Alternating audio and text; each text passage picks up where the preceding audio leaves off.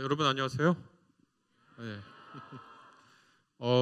굉장히 많이 이렇게 많은 분들 오랜만에 보는 것 같습니다. 한 250명 넘는 것 같은데 제가 어림짐작 세어보기로는 저는 오늘 여러분하고 같이 허무감의 문제, 그다음에 삶의 의미의 문제, 행복감의 문제에 대해서 같이 생각을 나눠보려고 합니다.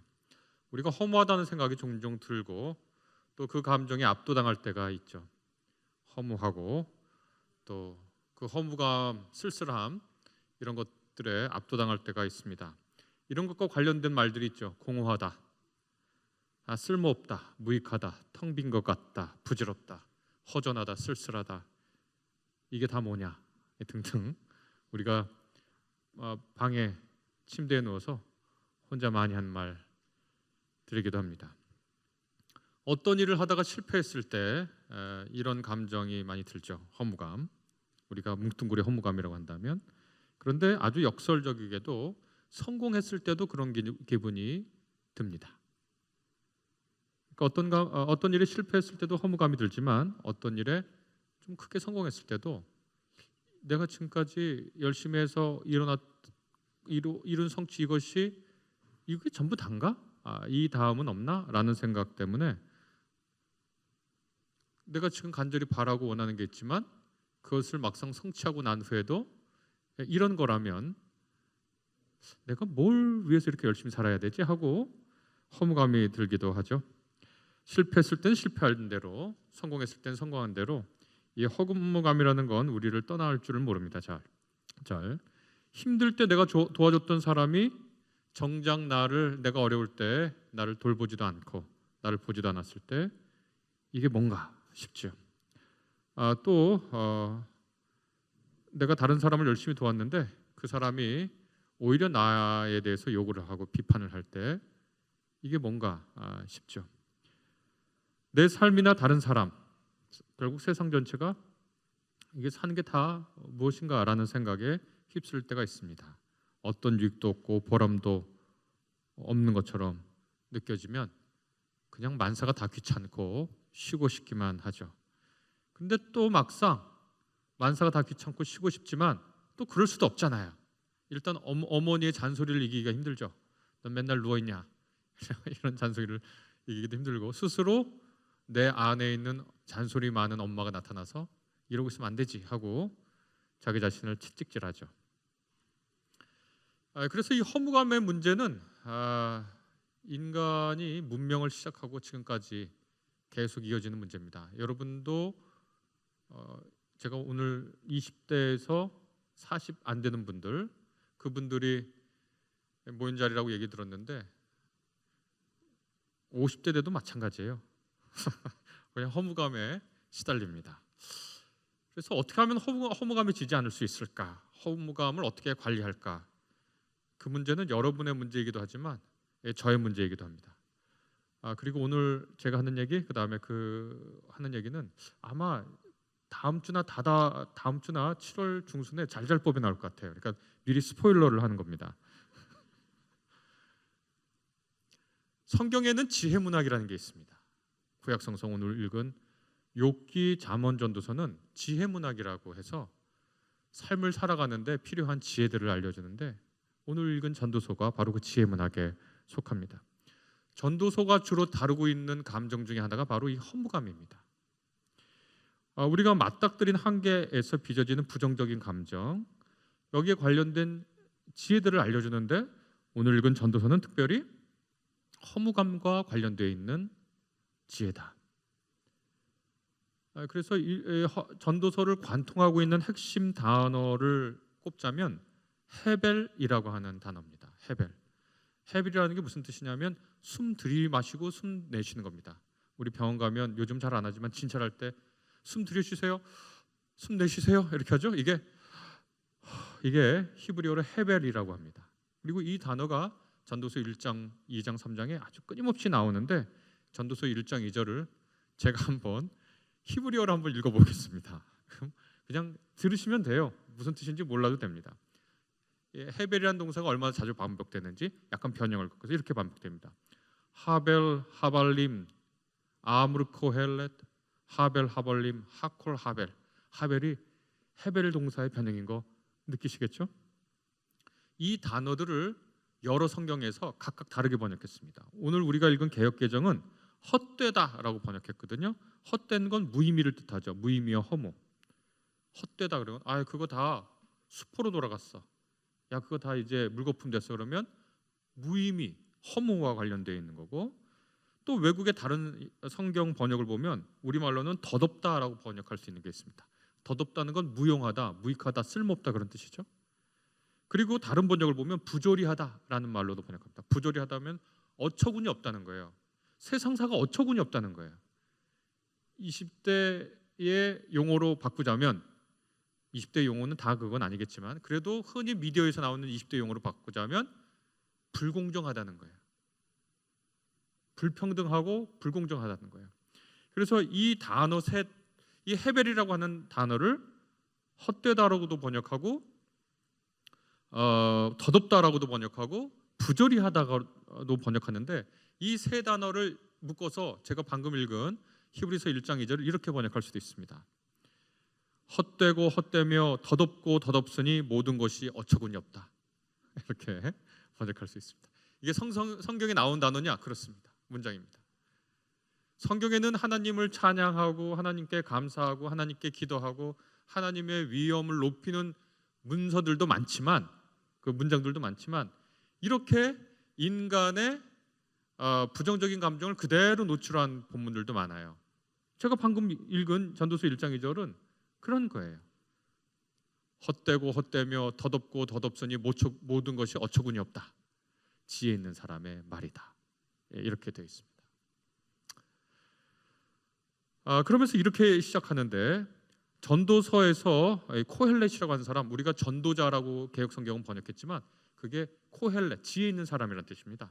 이 전도서는 전도하려고 하는 문서가 아니라 지혜를 깨달은 코헬렛이 지혜를 깨달은 사람이거든요. 현자, 우리말로 현자, 깨달으니 지혜가 많은 사람. 이 사람이 이렇게 얘기해요. 1장 3절 보면 사람이 하늘 아래서 아무리 수고한들 무슨 보람이 있으랴.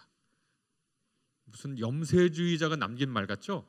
이런 얘기를 쭉 합니다. 그냥 보람이 없는 삶, 이것은 애쓰고 노력해서 남는 것이 없는 삶이라고 이해할 수 있습니다.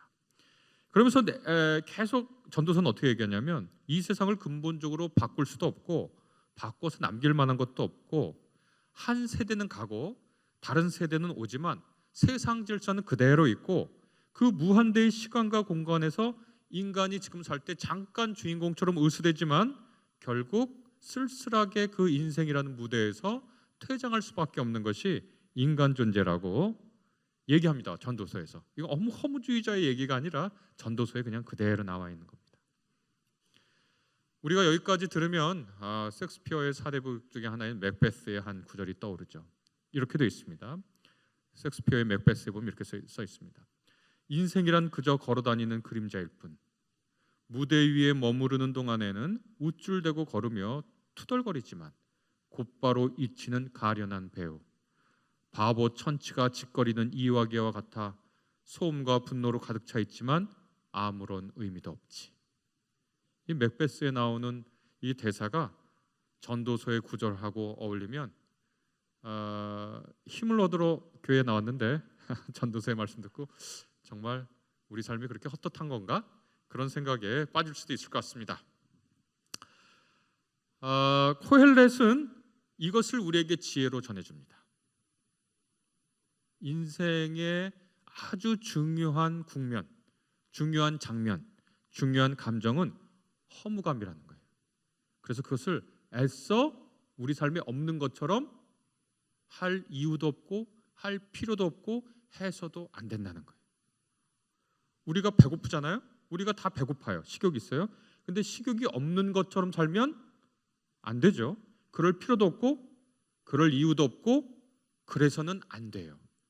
그렇죠? 우리가 인생 살다 보면 아무리 위대한 성취와 신앙 아주 깊은 곳에 있는 사람도 그 시면에 있는 허무감과 그 무의미함과 그 무익감과 그리고 부조리한 것을 인생의 곳곳에서 느끼기 마련입니다. 이것을 부정하는 것은 바보 같은 일입니다. 인간은 죽을 때까지 헤벨과 싸웁니다.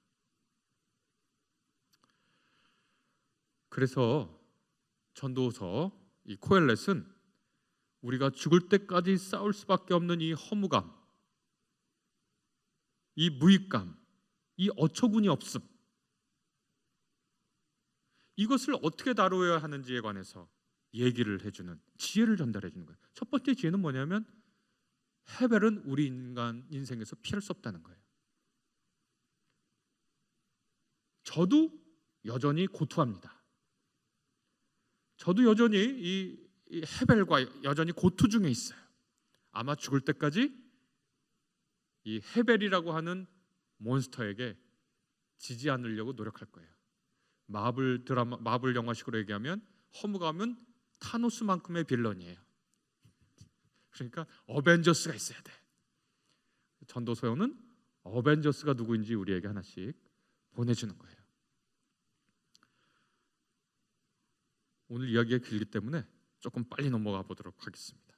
자, 그러면 첫 번째 지혜는 뭐냐? 코엘렛이 전해주는 첫 번째 지혜는 허무감이 덮쳐올 때는, 우리를 습격할 때는, 타노스가 이 지구에 왔을 때는 이 전도서가 첫 번째 우리가 해야 할 것은 뭐냐면 생각하는 삶의 범위를 줄이라고 우리에게 충고해 줍니다. 그러니까 여러분, 이 제가 지금 드리는 말씀의 전제를 잘 기억하세요. 전제는 뭐냐면 욥기는 욥기의 지혜가 있어요. 전도서는 전도서의 지혜가 있고요. 잠언은 잠언의 지혜가 있어요. 그러니까 그걸 헛갈리면 안 됩니다. 허무감이 찾아올 때는 전도서의 칼을 빼야지 잠언의 칼을 빼면 안 돼요. 허무감이 찾아올 때 누군가 옆에 와서 잠언에는 이런 얘기를 하는 거예요. 좀 더 자자, 좀 더 졸자하면 빈고지 도둑처럼 와. 누군가 번아웃되고 또 무기력에 빠져가지고 이게 다 무슨 소용인가 하고 있을 때 와가지고 게으른 자여 개미에게 가서 배워라. 이러면은 곤란해지는 거예요. 마치 허무감이 없는 것처럼 우리한테 다가오면, 그리고 아무 때나 잠언의 지혜를 꺼내가지고 휘두르면 그것은 상대방에 대한 폭력이 되는 겁니다. 근데 전도서는 이 허무감과 무의미함과 부조리에 대한 지혜를 주는데, 첫 번째는 그래서 뭐냐면 생각하는 삶의 범위를 줄이라는 거예요. 전도서 3장 21절을 보면은요, 지금까지 여러분이 교회 다니면서 한 번도 못 들어본 구절이 있을 겁니다. 잘 주의 깊게 안 들을 거예요. 이런 구절입니다. 사람의 영은 위로 올라가고 짐승의 영은 아래 땅으로 내려간다고 하지만 누가 그것을 알겠느냐? 우리는 예수 그리스도를 믿고 우리가 구원을 얻고 우리가 육체의 삶이 다한 후에도 하나님의 품속에 있을 거라고 확신하고 그것을 교회에서 믿음으로 배웁니다. 그런데 성경에 있는 전도서 3장 21절은 뭐라 그러냐면 사람의 영은 위로 올라가고 짐승의 영은 땅으로 내려간다고 누가 그러냐? 누가 하냐 그걸? 그렇게 얘기해요. 이 뜻이 뭐냐? 생각하는 삶의 범위를 사후세계까지도 하지 말라는 거예요. 사후세계 그거 지금 너무 넓어요. 우리 삶에 허무감이 찾아왔을 때는 생각하는 삶의 범위를 어마어마하게 줄여서 첫 번째 줄이는 거예요. 그 다음에 동시에 할 생각이 뭐냐면 우리에게 즐기는 것이 허락되었지라고 하는 생각을 세트로 하는 겁니다. 우리가 치약하고 칫솔 여행 갈 때 치약하고 칫솔을 한 세트 이렇게 놓고 가죠. 그것처럼 허무감이 찾아올 때 여러분 앞에 전도서가 세트를 하나 주는데 딱 열면 거기에 뭐가 있냐면 생각하는 삶의 범위를 줄여. 미래 생각하지 마. 과거 생각하지 마. 위 생각하지 마. 아래 생각하지 마. 지금이야. 지금 네가 사는 삶의 범위를 생각해. 시간 공간. 그리고 그 옆에 치약처럼 놓여 있는 게 뭐냐면 하나님께서 우리에게 즐기는 것을 허락하셨어 라는 걸 이렇게 해서 우리에게 줍니다. 3장 11절 보면 개역개정에는 이렇게 번역되어 있습니다. 사람들이 사는 동안에 기뻐하며 선을 행하는 것보다 더 나은 것이 없는 줄을 내가 알았고, 이렇게 번역을 했는데 사람들이 사는 동안에 기뻐하는 거죠. 선을 행하는 것보다 더 나은 것이 없는 줄 내가 알았다. 그러니까 기쁘게 살고 그 다음에 선을 행하며 살아라, 이렇게 들리죠. 그런데 이것은 개역개정이 번역을 참 잘한 성경인데, 이것은 도덕주의적 번역을 해야 한다라고 하는 생각에서 충분히 벗어나지 않은 번역입니다. 개역개정이 참 번역을 잘한 번역인데, 가끔 이 번역하는 거니까요. 제가 이렇게 얘기하면 좀 이상하게 들립니까? 아니죠? 개역 성경도 있고 표준세 번역도 있고 공동 번역도 여러 번역이 있죠. 그거 다 누가 번역했냐면 다 학자들이 했어요. 저 같은 사람이. 저도 성경 번역한 게 얼마 후에 나와요. 그러니까 개역 성경만 옳은 건 아닙니다. 개역 성경은 굉장히 훌륭한 번역인데, 그래도 번역자들이 번역을 하다 보니까 자기의 입장이 그 번역에 들어가 버렸어요. 그래서 개역 성경 3장 11절을 보면 사람들이 사는 동안에 기뻐하며 선을 행하는 것보다 더 나은 것이 없는 줄을 내가 알았고 하면, 기뻐하는 것은 자기 즐거움을 위해서 하는 거고 선을 행하는 건 도덕적인 올바름을 위해서 하는 것처럼 되어 있죠. 그런데 여기서 나오는 단어가 똑같은 단어를 두 번, 여기서 똑같은 단어 토브라고 하는 히브리어가 있는데 모르셔도 돼요. 토브라고 하는 히브리어가 있는데 그게 무슨 뜻이냐면 하나님께서 세상을 창조하시고 참 보기에 좋았다 라고 하는 단어가 두 번 나오는데, 이것을 이 개역개정 번역은 한 번은 나은 것으로, 또 한 번은 도덕적인 선으로 각각 달리 번역했습니다. 그러니까 그럴 필요가 없어. 여러분 영어 다 배우셔서 알겠지만 한 문장에 다 같은 단어가 두 번 있는데 특별한 이유가 없으면 이 같은 단어를 두 번 다르게 번역할 필요가 없잖아요. 그래서 제가 그냥 원문의 뜻을 따서 좀 번역해 보니까 이렇게 번역할 수 있습니다. 우리나라 공동 번역은 이렇게 번역했어요. 결국 좋은 것은, 허무감이 우리를 억누를 때 결국 좋은 것은 살아있는 동안에 잘 살며 즐기는 것밖에 없다는 것을 깨달았다, 이렇게 되어 있습니다. 잘 살며 즐긴다. 그러면 뭔가 잘 안 될 것 같죠. 교회 오면은 도덕적인 선을 얘기해야 되니까. 그런데 전도서는 아주 단호합니다.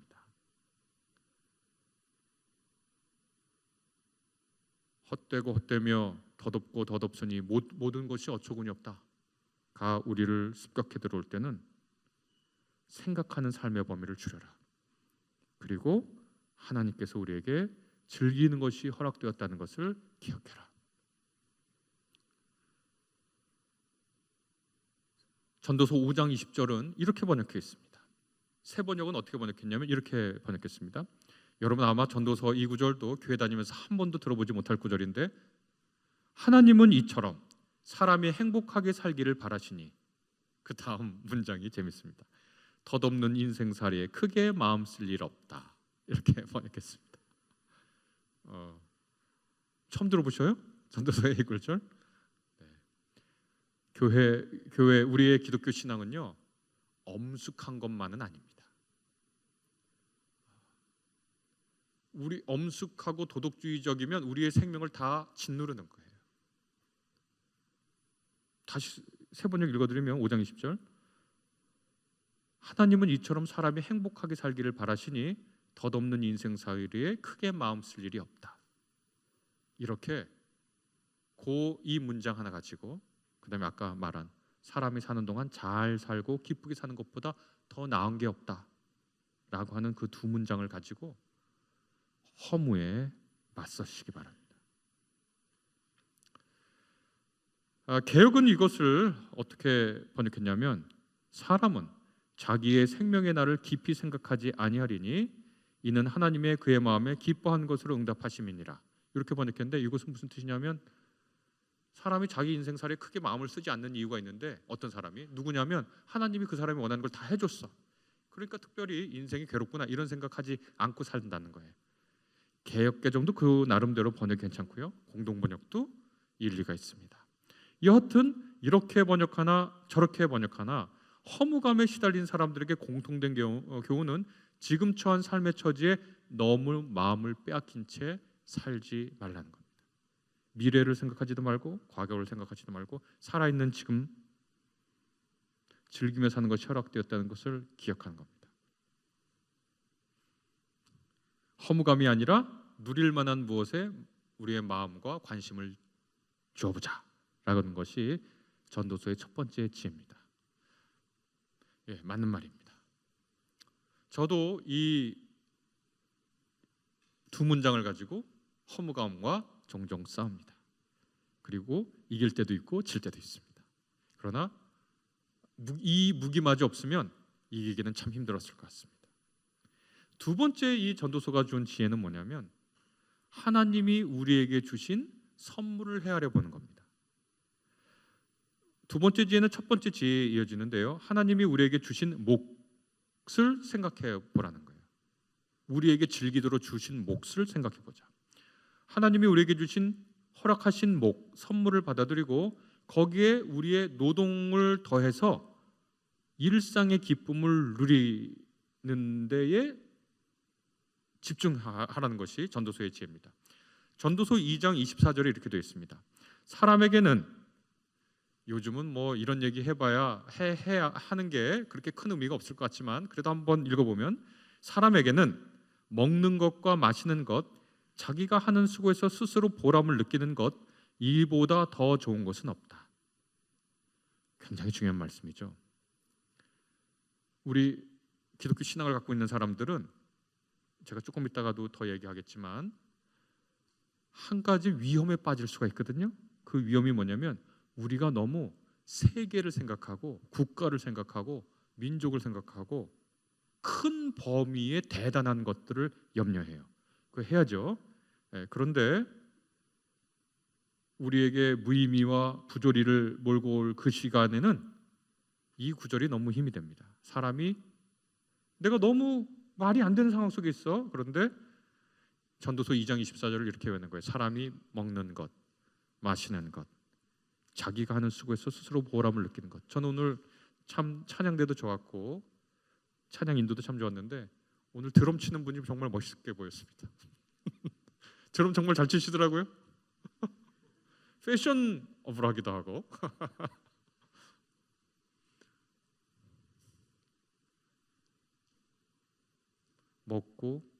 먹는 건 생존이거든요.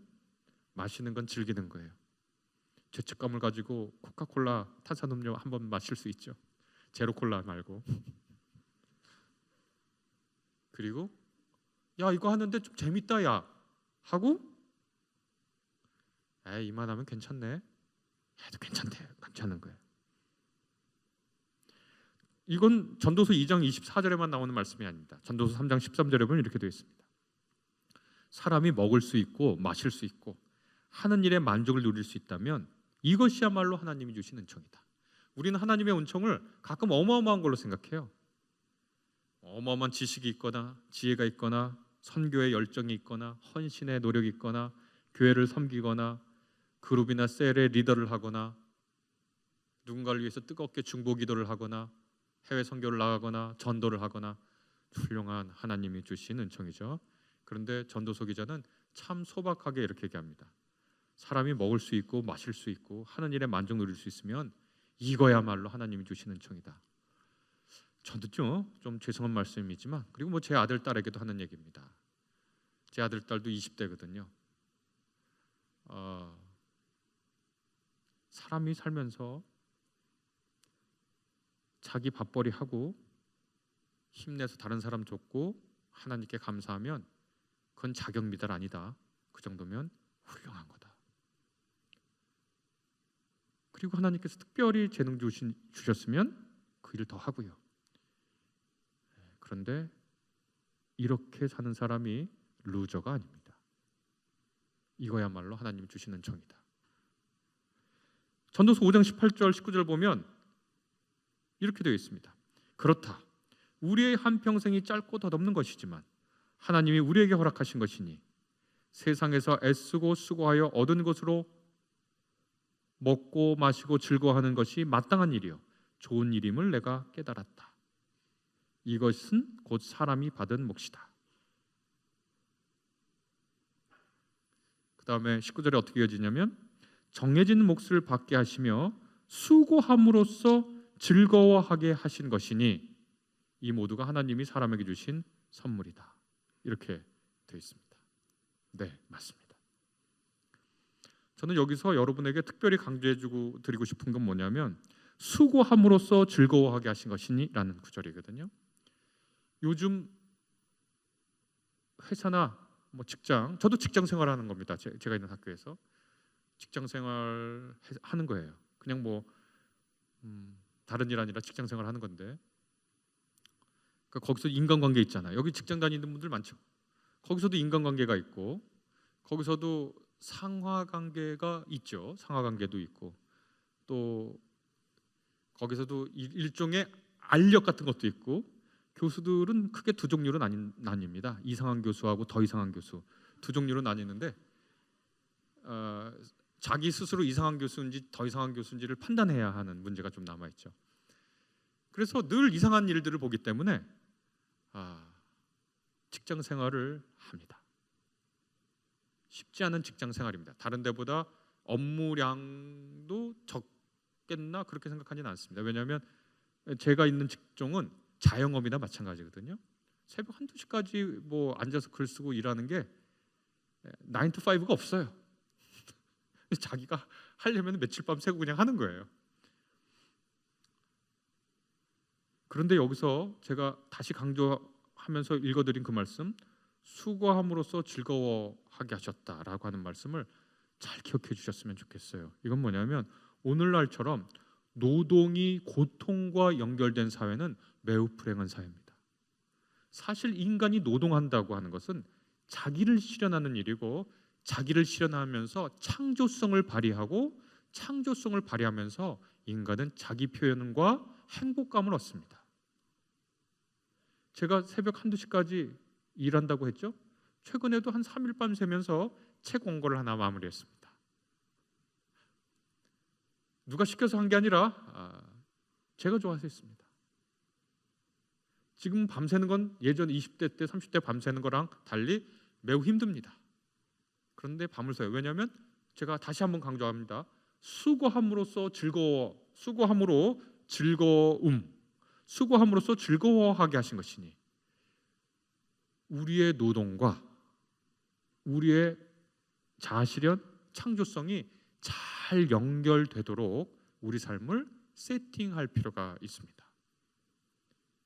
만약에 자기 신이 지금 다니는 직장에서 그것이 안 된다면 어떻게 하냐? 아주 좋은 취미를 꼭 개발하시기 바랍니다. 허무감이 몰려올 때 얘기하는 거예요. 제가 전도서에 근거해서 말씀드리는 겁니다. 여러분은 취미라는 말이 요즘은 조금 이게 가치절하가 돼가지고 그냥 그냥 시간 날 때 하는 일 이렇게 생각하기 쉽지만, 테이스트라고 하는 것, 취미라고 하는 것은 그것은 자기 직업과 버금가게 자기 삶을 풍요롭게 해주는 겁니다. 자기의 정신, 자기의 몸을 풍요롭게 해주는 거예요. 자기의 몸과 자기의 정신을 풍요롭게 해주는 그 취미라고 번역할 수밖에 없지만, 옛날엔 취미가 굉장히 큰 말인데 요즘은 좀 줄어들어서 오그라들었지만, 이 취미는 하나님께서 우리에게 우리의 창조성과 우리 스스로를 표현하는 기쁨을 주신 거예요. 여러분은 어떤 활동으로 여러분의 창조성과 여러분의 자기 표현을 하십니까? 저보고 물어본다면 저는 뭘 하냐면 서울 역사 문화 탐방을 합니다. 저는 고향이 서울인데요. 제 친구들 중에서 대부분 서울이 많은데 서울을 몰라요. 자기가 사는 지역만 알지 뭐. 이 은평구 지역, 이 지역 지금 이 지역 있잖아요. 이 지역이 어떤 지역이었던 것 같아요? 여기 은평 토박이들도 있겠지만 여기서 뭐 여기가 뭐였을 것 같아요? 30년 전, 40년 전에. 여기 이제 알고 계신 분들도 계시겠지만 별거 없었습니다. 이렇게 저는 여기 오면서 정말 놀랐어요. 너무 아파트가 많고 다세대가 많아요. 저 여기 학교가 여기 있으니까 종종 왔다 갔다 했거든요. 90년부터 80년대 말부터 왔다 갔다 했으니까 여기 어떤지 잘 알거든요. 많이 바뀌었어요. 그래서 제가 제 친구들 데리고 뭐 하냐면 서울 종로 투어를 해줘요. 걔들 다 종로 왔다 갔다 했지만 종로에 있는 역사, 인물, 종로 뒤에 있는 자연 공부해서 친구들하고 같이 이렇게 돌아요. 상당히 좋아요. 저는 하루에 요한 세바스찬 바흐의 음악을 1시간씩 꼭 듣습니다. 그 음악을 들으면 삶의 질서를 세워줘요. 삶의 질서가 서요. 그러니까 이게 무슨 교양 특강이냐 그게 아니라 전도서가 우리에게 해주신 말씀이에요. 자기를 표현하고 자기의 창조성을 하게 하는 그 노동, 우리가 취미로 번역할 수밖에 없는데 그것을 하나님께서 우리에게 주신 거야. 그러니까 그것을 여러분 꼭 찾아서 즐기셔야 돼요. 그리고 앉아서 일을 많이 하는 분들은 제가 아는 분의 교수님, 지도 교수였던 하버드 대학의 유명한 교수님인데 그분이 한 조언을 저는 꼭 해드립니다. 먼저 조깅을 하고 남는 시간 있으면 공부를 해. 운동을 한다는 거 그것도 굉장히 중요합니다. 그래서 우리 교회에서도 청년부나 뭐 대학부 시간 되면 서울 곳곳에 신앙과 관련된 유적지가 너무 많습니다.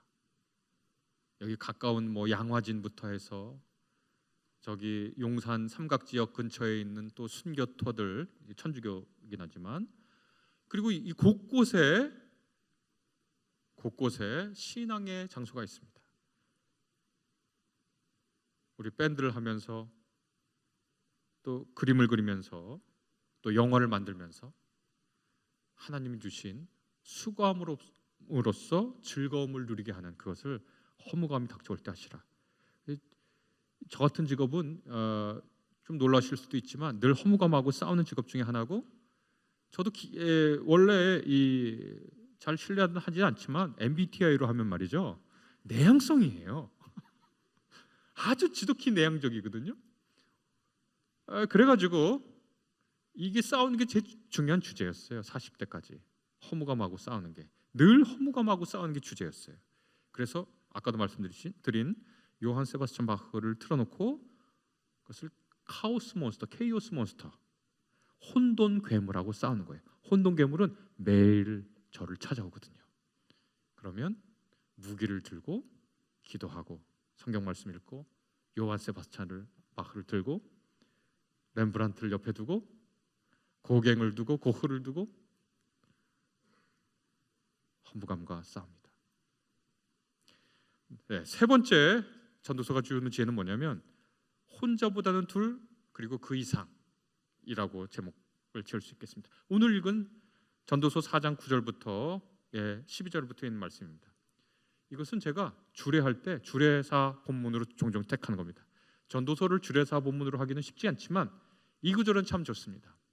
이렇게 되어 있습니다. 제가 세 번째로 읽어볼게요. 혼자보다는 둘이 낫다. 두 사람이 함께 일할 때에 더 좋은 결과를 얻을 수 있기 때문이다. 그 가운데 하나가 넘어지면 다른 한 사람이 자기의 동물을 일으켜줄 수 있다. 그러나 혼자 가다가 넘어지면 딱하게도 일으켜줄 사람이 없다. 또 둘이 누우면 따뜻하지만 혼자라면 어찌 따뜻하겠는가. 혼자 싸우면 지지만 둘이 힘을 합하면 적에게 맞설 수 있다. 세 겹줄은 쉽게 끊어지지 않는다. 이렇게 되어 있는데 허무감이 몰려올 때 우리는 빨리 우리의 보호처로 돌아가야 됩니다. 여러분 밖에 나가서 공격을 받거나 어떤 어려움이 생겼을 때 빨리 보호처로 돌아가야 되죠. 제 딸이 파양된 걸 입양한 고양이를 키우고 있었는데 얼마 전에 다시 우리 집으로 들어왔기 때문에 자취하다가 들어왔기 때문에 강제로 고양이를 키우게 됐습니다. 지금 그리고 여기 상처가 있어요. 오늘도 강제로 고양이를 키우게 됐는데 맨 처음에 저랑 낯선 사람이잖아요. 제가 낯선 사람을 보고는 막 이 신경전을 벌이는 거죠.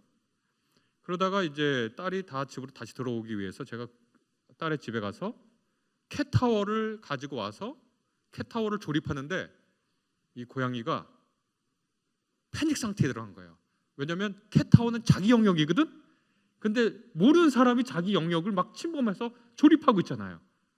그러니까 애가 막 어쩔 줄을 모르고 막 빙글빙글 동고 막 양소리를 내고 어느 정도 조립하니까 그 캣타워 위에 올라갔어요. 그래서 제가 더 조립하려고 걔 떨어지면 안 되니까 이렇게 조립하는데 막 나를 고양이나 사람이나 모두 바깥의 위험이 감지되면 자기 보호처로 돌아가요. 그런데 보호처가 아닌데 보호처인 줄 착각하는 것이 있어요. 그게 어디냐면 여러분의 방입니다. 여러분의 방과 여러분의 침대는 보호처가 아니에요. 흔히 그것을 동굴로 들어간다 그래요. 동굴은 여러분의 보호처가 아닙니다. 고통이 있을 때, 힘들 때, 외부부터 위협이 있을 때 우리를 보호하는 보호처는 우리의 동굴이 아닙니다. 우리의 침대, 우리의 방이 아닙니다. 그럼 어딘가? 오늘 방금 읽은 말씀처럼 우리의 보호처는 우리의 방과 우리의 침대가 아니라 우리가 함께 누울 수 있는, 둘이 누우면 따뜻하지만 할 때 은유적으로 읽는 거예요. 둘이 누우면 따뜻할 수 있는 그 사람입니다. 그 사람이 우리의 보호처지 우리의 침대와 우리의 방이 우리의 보호처가 아닙니다. 우리 방이 잠깐 있을 수 있지만 거기는 참된 보호처가 아닙니다. 그래서 전도서는 관계의 중요성을 굉장히 많이 강조하는데 9장 7절 봐도 그렇게 되어 있어요. 너의 헛된 모든 날, 맨날 이 얘기해요. 너의 헛된 날, 무익한 날, 쓸모없는. 전도서는 아주 지긋지긋하게 싸우는 거죠. 너의 헛된 모든 날, 하나님이 세상에서 너에게 주신 덧없는 모든 날에 또 반복해. 알겠는데도 자꾸 저처럼 잔소리가 많은 분이죠.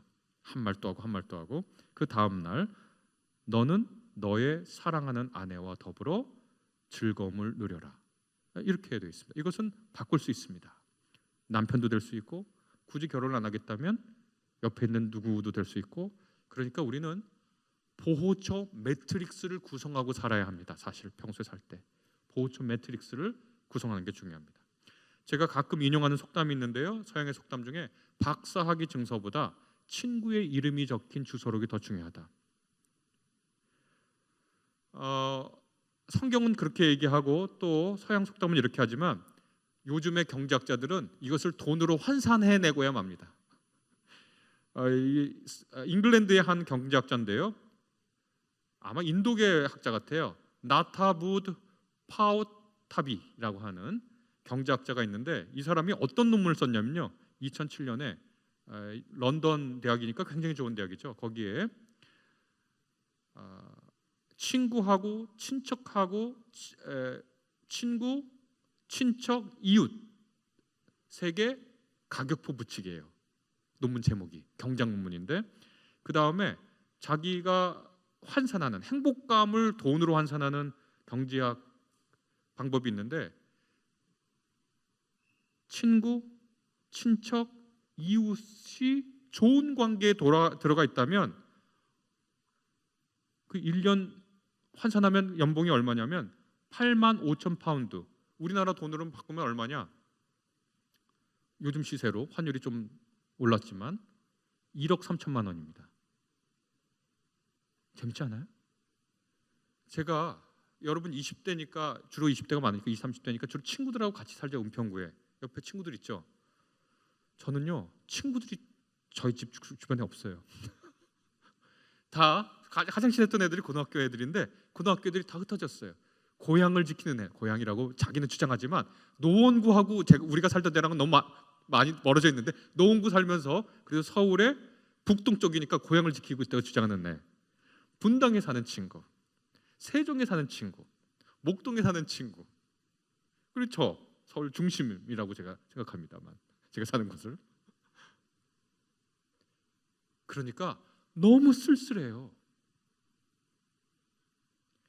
제가 지금 드리는 말씀 잘 이해를 못하실 수 있는데 그냥 이 김치찌개 하다가 김치찌개 너무 많이 해가지고 이거 다 못 먹을 것 같아서 전화 걸어서 야 밥 먹으러 와 할 수 있는 친구가 있으면요. 그리고 그 친구랑 깊은 얘기를 나눌 수 있는 친구가 불과 걸어서 10분 15분 거리에 있다? 맞는 것 같아요. 1억 원의 가치가 있는 것 같습니다. 주는 행복감이 여러분 행복감을 이만큼 높이기 위해서 뭘 하잖아요? 돈을 쓰잖아요. 이만큼 행복감을 얻기 위해서 이만큼의 돈을 써요. 그래서 행복감을 돈으로 환산할 때 그 행복감을 내 보호처 매트릭스인 옆에 친구하고 친척하고 이웃이 있으면 그거 확실합니다. 전도서가 처음부터 끝까지 계속 강조하고 있는 게 뭐냐면 바로 이겁니다. 너의 보호처는, 너의 동굴은 너의 방, 너의 침대가 아니라 하나님께서 내게 허락해 주신 그 사람이다. 그들이다. 교회에 나온다는 건 뭘까요? 바로 그러한 우리가 허무감과 무익감과 부조리함에 좌절할 때 여기가, 교회가 우리의 동굴이고 우리의 피난처가 됩니다. 그것이 교회가 있는 이유입니다. 이곳에서 허무감에 지지 않는 능력을 발견할 수가 있습니다. 첫 번째 얘기를 제가 끝냈습니다. 허무감에 지지 않고. 두 번째로는 행복감에 속지 말아라 라고 하는 건데요. 12분 남았거든요. 절반밖에 못했는데 그래도 핵심적인 얘기만 조금 해드리도록 하겠습니다. 잘잘법 나오면 보세요. 스포일러 한 거니까. 스포일러 한 거니까. 맨 처음에 제가 싸운 거는 허무감하고 싸운 거거든요. 두 번째, 제가 살면서 야 이거 절대 속으면 안 되겠다라고 생각한 게 뭐냐면 행복감이에요. 여러분, 행복감에 속으면 안 됩니다. 행복감은 나쁜 게 아니에요. 그러니까 허무감, 무의미함, 그 다음에 부조리감은 부정적인 감정이죠. 그러니까 우리가 그건 다 적이 분명해요. 그거하고는 싸워야 돼요. 그런데 행복감은 좋은 거거든. 긍정적인 감정이기 때문에 행복감은 추구하는 대상이지 우리가 행복감을 조정해야 한다는 생각은 하지 않아요. 행복감이 100대고 200대고 300대면 좋은 거지. 행복감을 추구하는 게 좋은 거지 왜 그것을 조절해야 되는가를 생각하지 못해요. 그런데 제가 성경의 지혜를 가져와서 여러분에게 드리는 말씀은 뭐냐면 여러분, 행복감은 좋은 것이지만 행복감에 속아서는 안 됩니다. 행복감에 속아서는 안 된다는 얘기를 제가 지금부터 잠시 해드리겠습니다. 여러분, 행복하다는 건 뭐죠? 행복하고 싶지만 행복의 정의가 뭔지를 모르면 행복해도 행복한 줄 몰라요. 행복한 게 뭡니까? 제가 여러 책 읽어봤는데 결국 하나로 모아지더라고요. 욕망의 충족, 욕구의 충족이죠. 그런데 욕구가요, 여러 욕구가 있습니다. 신체적 욕구가 있어요. 배고파, 갈증, 안전하고 싶어. 그것은 신체적 욕구죠. 뭐 성욕, 신욕, 무슨 갈증 나는 거 이런 거 채워주면 되게 기분 좋죠. 기분 좋잖아요. 우리가 기분 좋다고 하지만 그것을 넓은 위해서 행복감이, 신체적 욕구가 만족됐으니까 이거 나쁜 거 아니죠. 좋은 거예요. 그 다음에 심리적 욕구 있습니다. 우리가 얘기한 건 심적 필요와 욕구가 있죠. 관계의 욕구, 친구를 만나는 거, 이런 것들. 그 다음에 사회적 욕구가 있습니다. 우리가 다 돈을 벌고 싶어 해요. 지금 우리가 교회 신앙인으로 살지만 자본주의 사회에 역시 살기 때문에 돈이 필요하는 거는 너무 다 잘 알아요. 명예가 필요해요. 우리에게는 누가 날 좀 알아봐 줬으면 좋겠어요. 그리고 학벌도 좀 필요한 것 같아요. 막 나 좋은 대학 나오고 싶고 좋은 대학 나왔으면 뭔가 뿌듯하기도 하고. 근데 다니는 학생은 분들은 알겠지만 별거 없죠. 별거 없죠. 명품백 들으면 좋을 줄 알았는데 들어보면 사실 별거 없는 거랑 비슷합니다. 아주 좋은 옷 입으면 잠깐 기분 좋지만 그것이 지속적으로 우리에게 행복감을 주진 않죠. 여하튼 또 응원하는 축구팀이 이겼다, 야구팀이 이겼다 이러면 행복감이 있고, 또 저녁에 하늘에서 해가 질 때 저녁 노을 보면 야, 사는 게 참 괜찮네, 이런 안도감과 미감이 동시에 어울리는 행복감도 있죠. 그것 자체가 나쁘지 않죠. 그리고 우리가 그것을 좋다고 생각하죠. 그런데 이 행복감을 쫓다가 잃어버리는 게 있습니다. 그게 뭐냐면 삶의 의미입니다. 삶의 의미와 가치입니다. 삶의 의미는 뭘까요? 이거 정의하기 쉽지 않은데 제가 간략하게 이렇게 정의할 수 있겠습니다. 해봤습니다.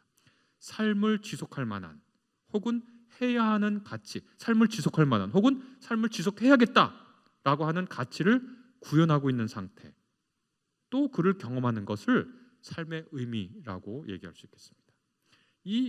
이때 삶의 의미를 구성하는 가치는 보편적이고 유의미한 가치여야 합니다.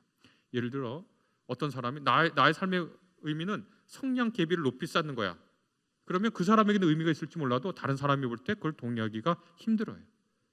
그러니까 사회적 가치, 보편적 가치하고 사람들의 동의와 지지를 얻을 수 있는 거예요. 되고 두 번째는 뚜렷하게 의식적이고 자발적인 의도와 동기를 가지고 방향성을 가지고 추구하는 겁니다. 그리고 세 번째는 삶의 의미는 가치를 만들거나 유지하는 노동의 영역, 아까 말한 자기 표현, 자기 창조성, 그 다음에 다른 하나는 사랑이라고 부를 수 있는 관계의 영역에서 오거든요. 제가 왜 이렇게 삶의 의미와 그리고 행복을 구분했는가 이제부터 말씀드리려고 합니다. 우리가 기독교인으로 산다는 것은 말이죠, 주님이 주신 복 안에서 아까 전도서의 지혜대로 살고 고통이 몰려올 때는, 그리고 행복하고 해야 하지만 우리가 기독교 신앙인으로 산다는 것은 우리가 욕망하는 것 자체가 달리 거듭나야 한다고 하는 데 있습니다. 제가 예를 간략하게 들어보겠습니다. 제 아이들이 어렸을 때 5살, 6살 정도 됐을 때 저하고 제 처는 둘 다 시간 강사였어요. 그게 뭐냐면 살기 조금 힘들다는 겁니다. 아침부터 저녁까지 일을 하지만 별로 버는 것도 없고 애들은 둘 낳고, 그러니까 우리 애들 데리고 저 가게 가면, 슈퍼마켓 가면 가가지고 애들 들여다보면서 그래 너희들 먹고 싶은 거 골라. 그런데 딱 하나씩만 골라.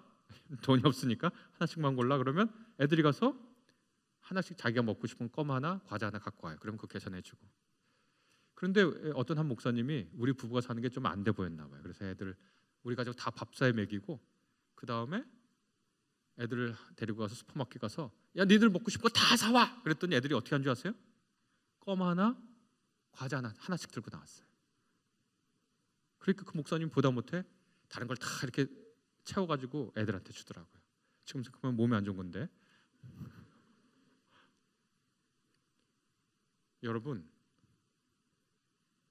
여러분이 원하는 게 뭡니까? 여러분 원하는 게 뭐예요? 행복은 욕구와 욕망의 충족이라고 그랬죠? 여러분 정말로 원하는 게 뭐예요?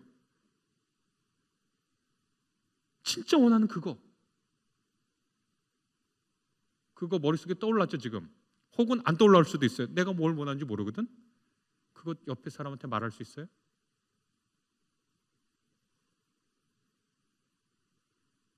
더 이상 얘기하지 않고 다른 얘기로 한 번 더, 우리 애들 얘기했으니까 한 번 더 얘기하겠습니다. 지금 애들이 다 컸죠. 20대라고 제가 말씀드렸으니까. 어렸을 때 이제 그렇게 하고 이제 조금 컸어요. 그 다음에 저나 제 처나 다 학교에 직장을 갖게 돼가지고 조금 여유가 생겼습니다. 그래서 아버지 80세 생일에, 그러니까 지금부터 13년 전에 아버지 80세 생신에 조금 좋은 호텔에 뷔페에 가기로 했어요.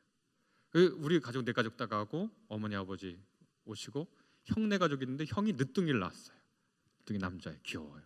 지금 뭐 애가 컸죠. 근데 얘가 좋은 호텔 뷔페였어요. 근데 우리 애들은 거기 몇 번 가봤으니까 평소에 절대 못 먹는 거 그렇잖아요. 맛있고 절대 못 먹는 거, 비싼 거 막 갖고 와서 막 먹어. 근데 그 막내 늦둥이는 뭐 갖고 왔는지 아세요? 짜장면 이만큼 갖고 왔어요. 접시에. 뭔가 잘못된 것 같죠? 제가 다시 여러분에게 물어보겠습니다. 여러분이 아까 머릿속에 떠오른 게 짜장면 아니에요?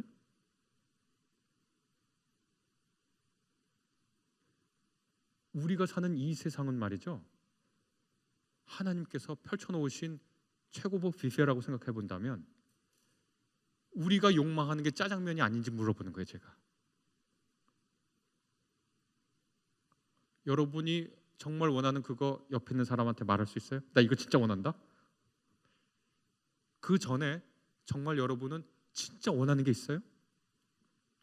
예전 가수인데 지금 돌아간 그 신해철이라고 하는 사람 있잖아요. 넥스트 하던 그 사람의 곡을 한 밴드가 리메이크를 했어요. 그 데스메탈로. 데스메탈 알죠? 시끄러운 거. 드럼 치는 분 데스메탈 알죠? 시끄러운 거. 다음 곡은 데스메탈 스타일로. 그거는 엄청 힘들어요. 그냥 드럼이 죽어나요. 계속 꽝꽝꽝꽝 하는데 그걸 듣는데 제목이 뭐냐면 이렇게 시간 가서 이렇게 버스 타고 이렇게 오는데 가사가 간단해요. 네가 진짜로 원하는 게 뭐야? 네가 진짜로 원하는 게 계속 가사가 그거예요. 네가 진짜로 원하는 게 뭐야? 네가 진짜로 원하는 게 뭐야? 네가 진짜로 원하는 게 자꾸 물어봐요. 그러니까 이렇게 하고 있다가 그때 30대 중반 후반이었는데 생각이 든 거예요. 내가 진짜로 원하는 게 뭐지? 그랬더니 그 다음 가사가 뭔지 아세요? 그 나이를 퍼먹도록 그걸 하나 몰라. 이게 다음 가사예요. 근데 내가 30대 중반이 될도록 내가 진짜로 원하는 게 뭔지 가물가물하더라고. 행복은 욕구의 충족이에요. 그런데 기독교 신앙은 제가 오늘 시간이 없어서 3분 안에 말씀드려야 되니까 말씀드리겠는데 기독교 신앙은 그 욕망과 욕구가 무엇인지 점검하게 해주는 거예요. 그게 여러분 정말 중요한 겁니다. 뷔페 가서 다 인생 저물고 마지막 정리할 때 야 내가 뷔페 가서 짜장면 갖고 왔구나 싶어요. 20대 보내고 10대 보내고 20대 보내고 30대 보내고 40대 보내고 50대인데 제가 60대 가지고 내가 50대도 이렇게 짜장면을 먹고 보내다니 라고 할까 봐 걱정돼요. 여러분은 정말로 원하는 게 뭡니까? 그게 좋은 겁니까? 공자 선생께서 70대에 자기가 잃은 경지가 있다고 하잖아요. 종심소욕 부리고 마음의 욕망이 나는 대로 따라도 이것이 법도랑 어긋나지 않았대요.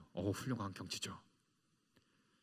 그리스도 신앙인으로서 이 세상을 의미 있게 산다는 것은 헛된 욕망과 욕구가 주는 행복감에 속지 않고 이게 정말 가치 있는 것을 분별하고 가려내서 그것을 추구하는 거예요. 그때 진정한 기쁨이 옵니다. 오늘 우리가 읽은 마태복음 5장이 그런 거거든요. 정말 아주 깊은 의미의 기쁨이 옵니다. 여러분 얼마 전에 누리호가 올라갔어요. 누리호가 올라가는 거는요. 그 전에 실패했죠. 표피적인 행복감을 추구하는 사람, 곧 욕망과 욕구를 추구하는 사람은 실패하면 견디지 못합니다. 그러나 의미를 추구하는 사람은 실패를 당연한 걸로 합니다. 누리호가 실패했을 때 전 국민이 일어나서 그 사람들 욕하지 않았습니다. 그분들 의미 있는 일을 할 때 실패는 당연한 걸로 생각합니다. 그러나 행복감을 추구하는 사람은 실패가 눈앞에 실제보다 커 보여요. 여행을 간다고 생각해 보세요. 탐험가는요, 여행 탐험 중에 일어난 온갖 고통스러운 일이 다 탐험의 일환이에요. 그러니까 고통을 당연한 걸로 생각하고 여행의 한 부분으로 생각해요. 그런데 행복감을 추구하려고 하는 사람이 여행을 가면 가다가 자기가 돈 100만 원 있었는데 예를 들어 50만 원 든 지갑 잃어버리면 그때부터 여행을 망쳐요. 그렇죠? 50만 원 잃어버린 것만이 아니라 그냥 비행기 옆에 있는 사람이 내가 싫어하는 사람만 앉아도 여행을 망쳐요. 행복감에 속으면 안 돼요. 행복감은 우리 앞에 놓인 실패를 더 크게 보게 해요. 그리고 우리 욕망에 집중하게 하기 때문에 가짜 욕망에 속기 쉬워요. 행복감은 우리에게 좋은 것이 돼 그 행복의 욕망의 내용을 신앙으로 분별해야 돼요. 그래서 20대 끝나고 30대 끝나고 40대 끝났을 때 내가 왜 그 뷔페에 가서 짜장면만 갖고 왔나 라고 후회해서는 안 돼요. 여러분 경청해 주셔서 고맙습니다. 제가 정말 여러분에게 드리고 싶은 말씀이었습니다. 잠시 기도하겠습니다. 주님 감사합니다. 오늘 주일 주님과 함께 이 예배 있게 해주신 것 감사드립니다. 우리가 젊을 때에 우리를 느닷없이 찾아오는 삶의 온갖 부정적인 감정들, 헛된 욕망과 욕구들, 달콤하다고 말하지만 실상 텅 비어있는 솜사탕 같은 것들, 그런 모든 것을 해치고 참다운 가치를 분별하고 발견하고 어려움 중에서도 그것을 추구할 수 있는 거룩하고 놀랍고 멋진 능력 우리에게 선물해 주옵소서. 예수 그리스도의 이름으로 감사하며 기도합니다.